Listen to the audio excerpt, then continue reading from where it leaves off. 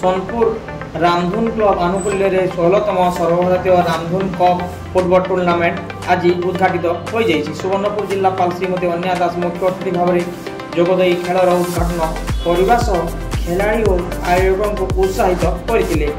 सम्मानित अतिथि भाव में ओडिशा सामाजिक संघ राज्य सभापति श्री शशिभूषण प्रहराज, पौर परिषद अध्यक्षा तामस्मिता नायक, प्राक्तन पौर परिषद अध्यक्ष मयूरी स्वाई, समाजसेवी श्रीवर्षा मल्लिक, जिला क्रीड़ा अधिकारी चित्तरंजन मिश्र, जिला क्रीड़ा संघ उपसभापति चित्तरंजन परासिया, बीजेपी नगर सभापति सुरेश विश्वास, काउंसिलर सुकांत साहू और समस्त फुटबल टीम प्रयोजक जोगदे खेलाड़ी को उत्साहित करते।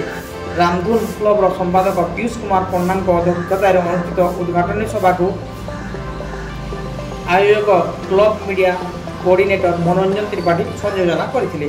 कौशल आवासिक उच्च विद्यालय जूनियर छात्र और आयोजक कमिटी रामधुन क्लब सदस्यों द्वारा जिलापाल समस्त अतिथि और खेलाड़ी को भव्य स्वागत करा।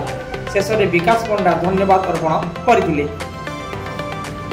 चलित वर्ष फुटबल टूर्नामेंट को खूब आकर्षणीय करा बेले हजार हजार दर्शक खेल को उपभोग करते।